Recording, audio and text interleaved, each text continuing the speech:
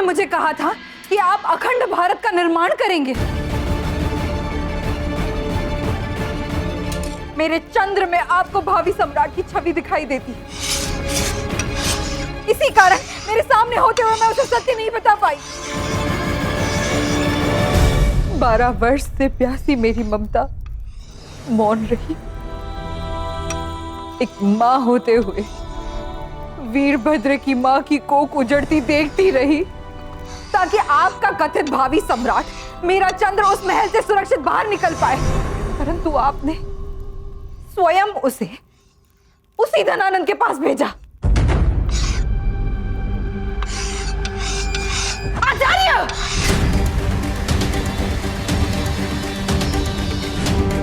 आप जानते हैं ना, संसार का सबसे अधिक घृणित, असुरक्षित और पाप कर्म से भरा हुआ स्थान है धनानंद का महल। इसीलिए उसे वहां भेजा।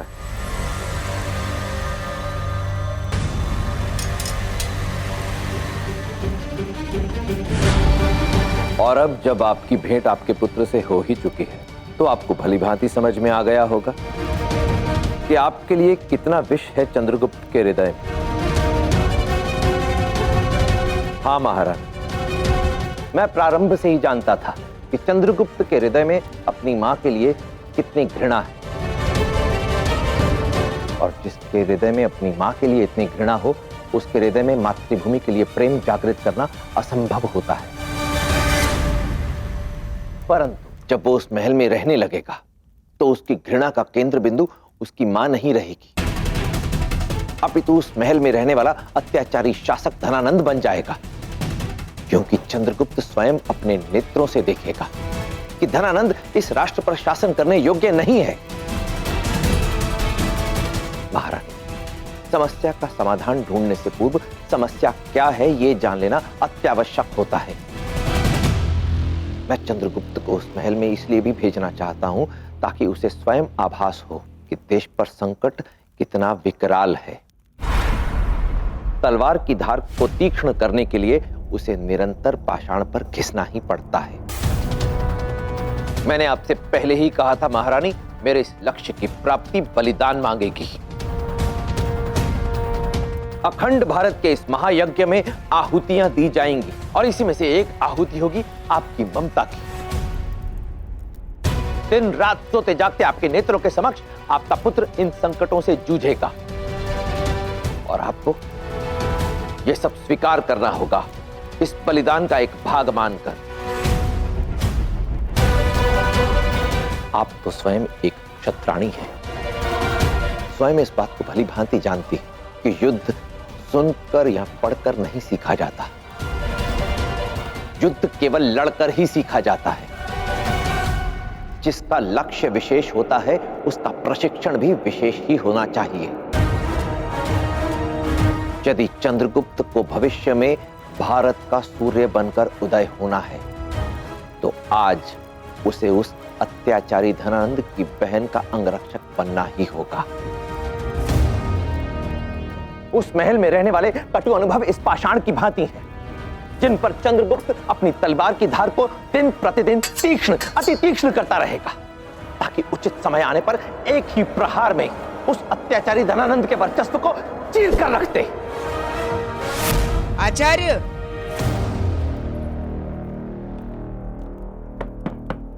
आचार्य, दरवाजा खोलिए।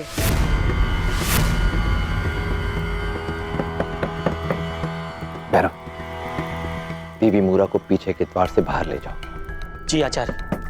और देवी मूरा, आप यहां मुझसे भेंट करने के लिए आई हैं, चंद्रगुप्त को यह ज्ञात नहीं होना चाहिए। जाइए।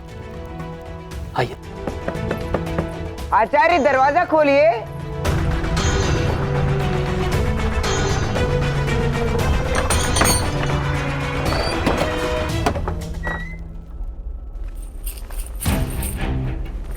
पकड़ो।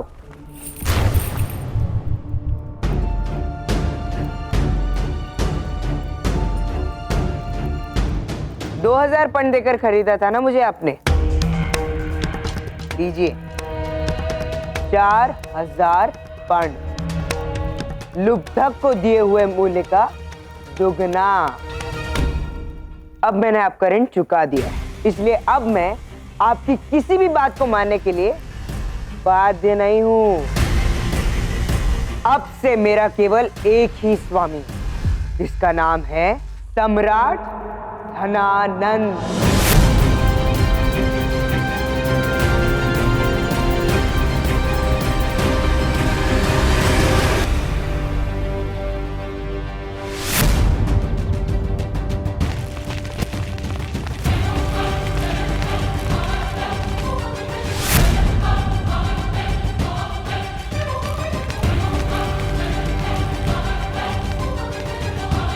महामहिम, आपके आदेशानुसार महल की सुरक्षा व्यवस्था और भी अधिक बढ़ा दी गई है। किंतु हम अभी तक उन दुष्टों को पकड़ नहीं पाए जिन्होंने मेरी बहन पर आक्रमण किया। महामात्य, आखिर किसके संकेत पर उन्होंने ये दुस्साहस किया और फिर वो कहां लुप्त हो गए? मैं भी यही जानना चाहता हूं महामहिम, और उसी दिशा में कार्य कर रहा हूं। और शीघ्र अतिशीघ्र उन्हें धर पकड़ लिया जाएगा।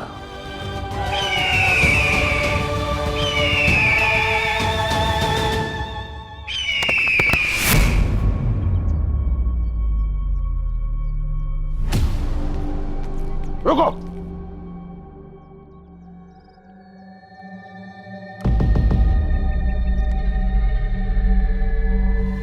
करीब सोचिए महामहिम कि चील ने अजगर पर आक्रमण क्यों किया होगा? क्योंकि महामात्य, अजगर चील के अंडों को खाता है। कदाचित इस अजगर ने भी यही किया हो। अर्थात किसी भी शत्रुता का आधार व्यक्तिगत होता है महामहिम।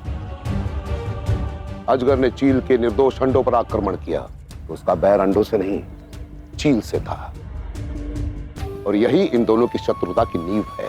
तो आपके कहने का तात्पर्य है कि जिस किसी ने भी मेरी बहन पर आक्रमण किया, कदाचित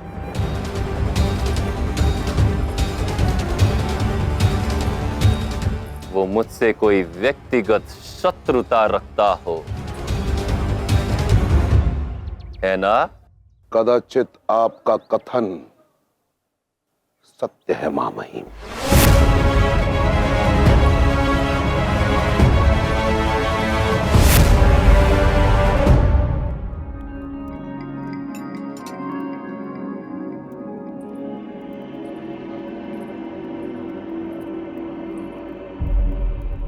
मेरी मां निर्दयी, स्वार्थी और लालची स्त्री है।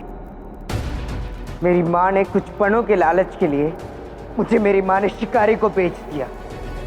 एक बार उनसे मिलना चाहता हूं ताकि उनकी आंखों में आंखें डालकर ये बता सकूं कि उनका ये पुत्र अपनी मां से कितनी घृणा करता है। बुरा!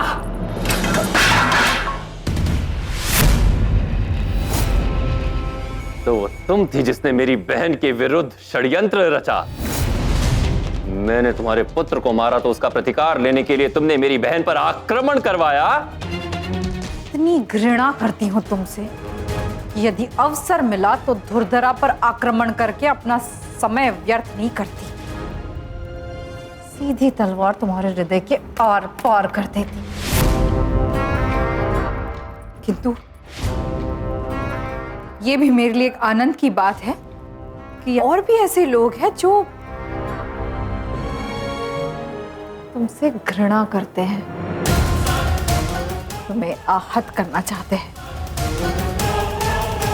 और ये तो और भी प्रसन्नता की बात है कि तुम्हें अनुमान ही नहीं कि वो लोग कौन हैं। कदाचित वो ऐसे सांप हैं जिन्होंने अपनी केंचुली उतारी ही नहीं।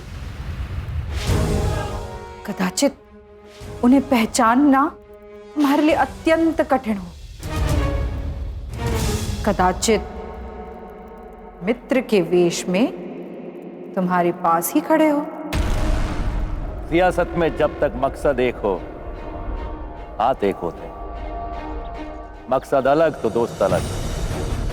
मैं दुआ करता हूं कि हम दोनों का मकसद हमेशा एक हो, ताकि इस्तकबाल में उठी शमशीर चीरने को ना झुके।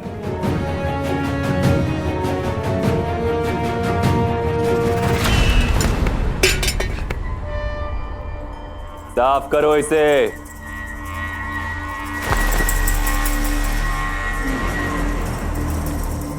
संदेह की एक छोटी सी चिंगारी पूरे साम्राज्य को जलाकर राख करने के लिए पर्याप्त होती है धनानंद।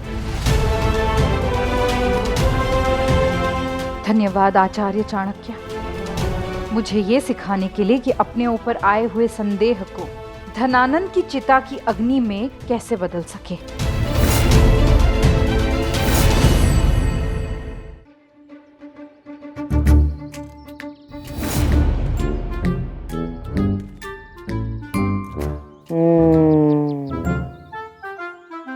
इस महल में 500 से भी अधिक कक्ष है। यदि मैं एक एक कक्ष में अपनी माँ को खोजूंगा तो 1.5 वर्ष से भी अधिक समय लग जाएगा मुझे।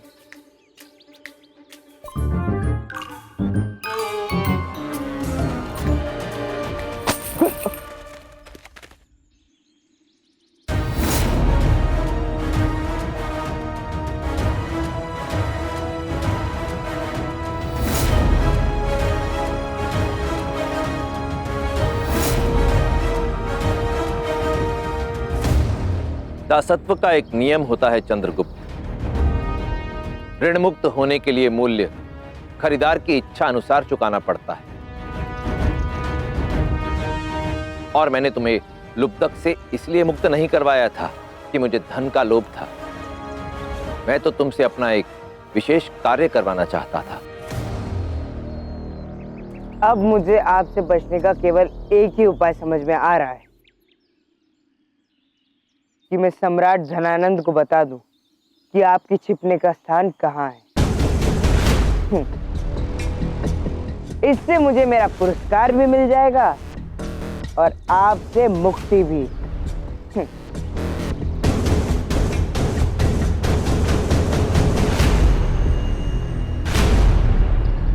ये तो अति उत्तम विचार है।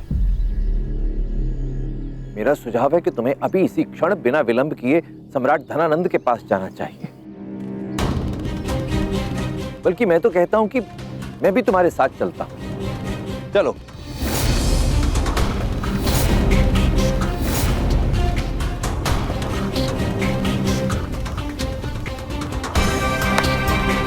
प्रणाम।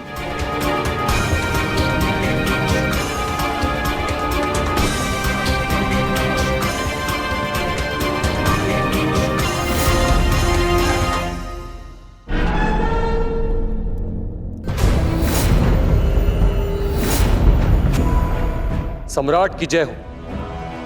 आपकी भेंट के बदले यवन सेलुकस की ओर से यह भेंट आई और एक संदेश भी कि आपके द्वारा उपहार में भेजी गई सभी दासियों को अपनी सेवा में रखकर सेलुकस हर्षित है।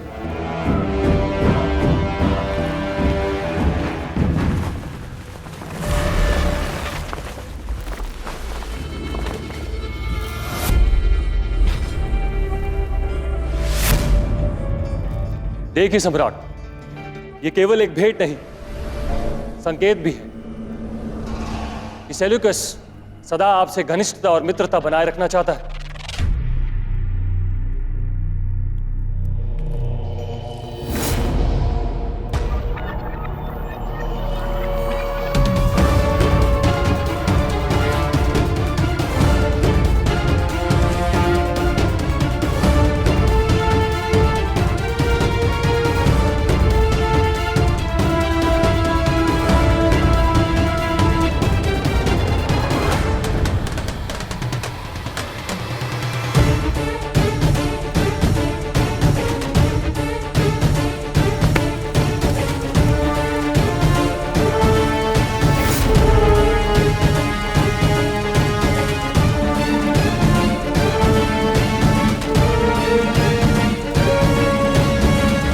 कदाचित वो ऐसे सांप हैं जिन्होंने अपनी केंचुली उतारी ही नहीं।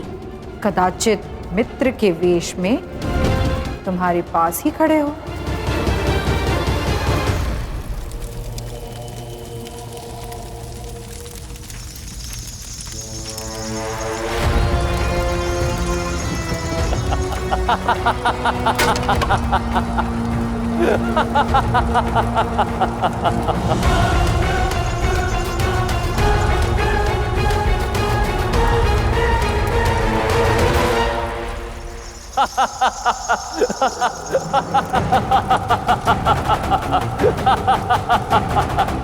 महामहिम, ये क्या?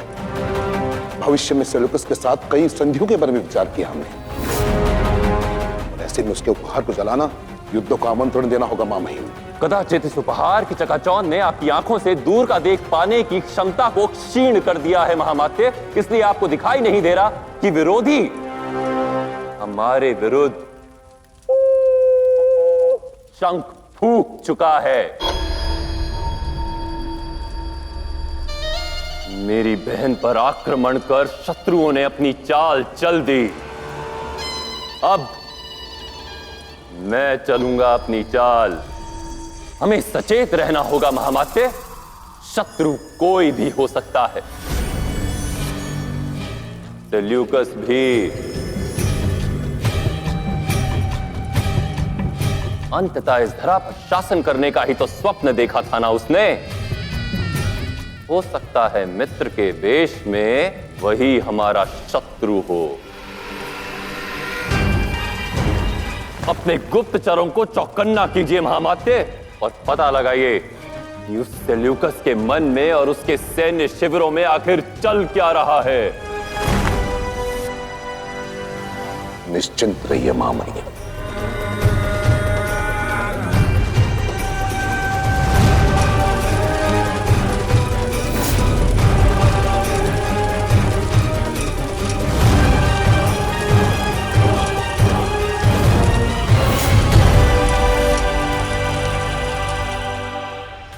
ये खुली शिका वाला तो विचित्र ही प्राणी है।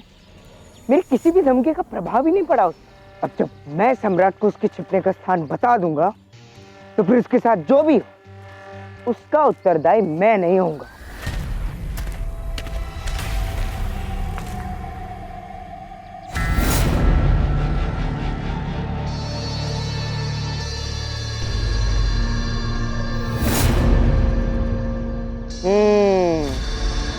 लगता है बुद्धि स्थान पर आ गई। क्षमा मांगने आए ना आप मुझसे? ठीक है, नहीं बताऊंगा आपके छिपने का स्थान सम्राट को, किंतु एक शर्त है। आप भविष्य में मेरा मार्ग ना काटे तो श्रेष्ठ होगा। मैंने आपको जो धन दिया है, से जाकर यात्रा कीजिए और भारत का कोई नया भावी सम्राट ढूंढ लीजिए। विदा। मैं यहां तुमसे विदा लेने नहीं आया चंद्रगुप्त।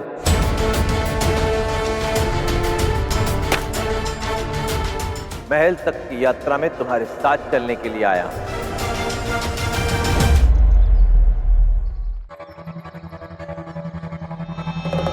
मुझे भी सम्राट तक एक महत्वपूर्ण सूचना पहुंचानी है। यदि तुम्हारे साथ चलूंगा तो मेरा कार्य भी सरल हो जाएगा। अच्छा, किंतु ऐसी क्या महत्वपूर्ण जानकारी है आपके पास? मैं सम्राट को केवल यह बताना चाहता हूं कि उनका प्रस्ताव स्वीकार करने के पीछे तुम्हारा मंतव्य क्या है। हाँ चंद्रगुप्त, मैं भलीभांति जानता हूं कि ये जो 4 सहस्त्र पण तुम लेकर आए हो, ये तुम्हें सम्राट धनानंद ने दिए हैं। और मैं ये बात भी भलीभांति जानता हूं कि तुमने धनानंद की बहन का अंगरक्षक बनना इसलिए स्वीकार किया है ताकि धनानंद के महल में रहकर अपनी मां को बेरोक टोक खोज सको। जिस प्रकार से मगध सैनिक आपके पीछे पड़े हैं, उस प्रकार तो ऐसा लगता है कि जैसे ही आप मगध सम्राट के समक्ष आएंगे तो आपका सर धड़ से अलग कर देंगे। परंतु यदि मेरा लक्ष्य पूर्ण नहीं हुआ तो वैसे भी इस जीवन का कोई लाभ नहीं। और यदि मैं नहीं भी रहा तो भी कुछ ऐसे लोग भी हैं जो तुम्हारा ये सत्य धनानंद तक पहुंचा सकते हैं। अच्छा, और कौन है वो लोग? वो देखो।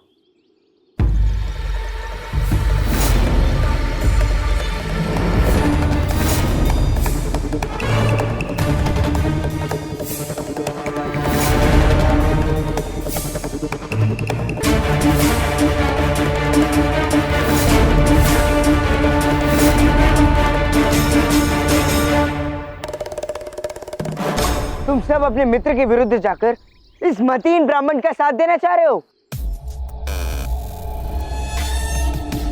इन सब का मौन रहना तुम्हें बता रहा है कि ये क्या करेंगे। यदि तुम मेरे ऋण से मुक्त होना चाहते हो तो तुम्हें मुझे धनानंद के महल में हो रही सभी गतिविधियों की सूचना देनी होगी। तुम प्रतिदिन अपने दायित्वों से निवृत्त होकर जब राजमहल से लौटोगे तो मुझे विस्तार से वहां की प्रत्येक घटना की जानकारी दोगे। और हां, हर रात मैं तुम्हें कुछ कार्य भी दूंगा जिसे तुम्हें करना होगा। अब ये तुम पर निर्भर करता है चंद्रगुप्त।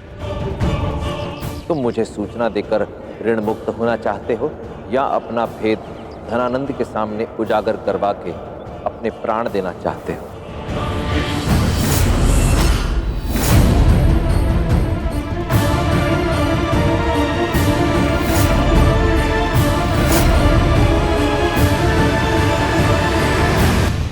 बड़ा ही कुटिल मस्तिष्क पाया है अपने ब्राह्मण ने। मैं, मेरे मित्र और यहाँ तक कि सम्राट धनानंद को भी पटक नहीं देती। कुछ समय अवश्य लगेगा और उसके पश्चात चंद्र का तेजस्वी प्रकाश कुशासन का अंधकार मिटा देगा।